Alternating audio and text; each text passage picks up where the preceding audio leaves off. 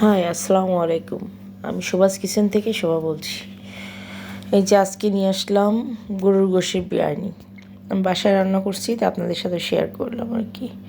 এর ভিতরে সমস্ত মশলা দিয়ে দিচ্ছি, আমি বিরিয়ানির মশলাগুলো বেটে বেটে দিয়ে দিচ্ছি এবং এক্সট্রা আদা রসুন বাটা সব কিছুই দিছি, জিরা টিরা সব দিয়ে একসাথে আমি রান্না করে নিয়েছি।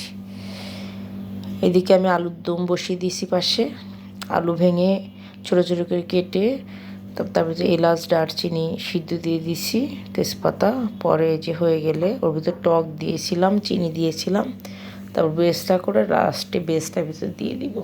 আপনারা অবশ্যই টক মিষ্টি চেখে যার যার মতো স্বাদ যেমন লাগে সেভাবে দিবেন। আর অন্যদিকে বিরিয়ানির গোশটা চাপাইছি আর একদিকে আলুর দম করছি। এরপর আমি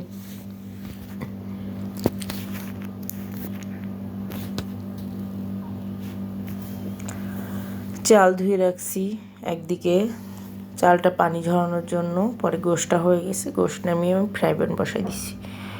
পরে আমি এদিকে আমার আলুর দমটা হয়ে গেল, ওইদিকে আমি চালটা ভুনে নেবো আর কি।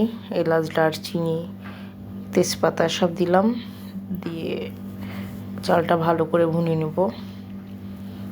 তারপর আমি পাশে গরম পানি করে রাখছি, অবশ্যই গরম পানি দিতে হবে।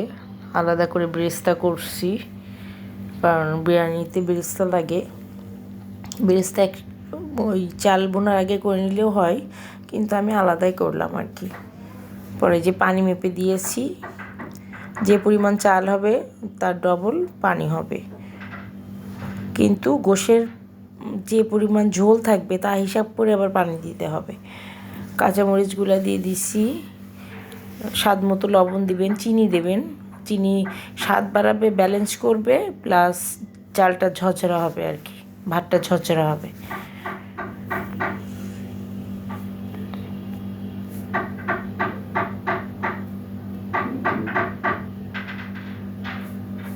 এই যে আমার ভাত হয়ে গেছে, আমার যে রসটুকু আছে এই ভাতে দমে রাখলে হয়ে যাবে আর কি।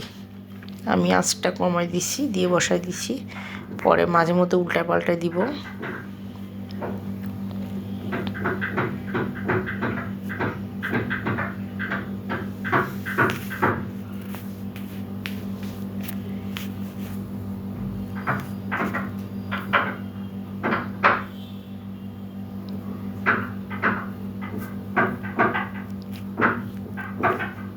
যে ভাতটা হয়ে গেছে, অনেক সুন্দর হয়েছে।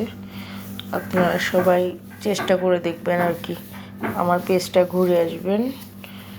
ভালো লাগলে লাইক কমেন্টস করবেন, সবাই দোয়া করবেন আমার জন্য। আসসালামু আলাইকুম।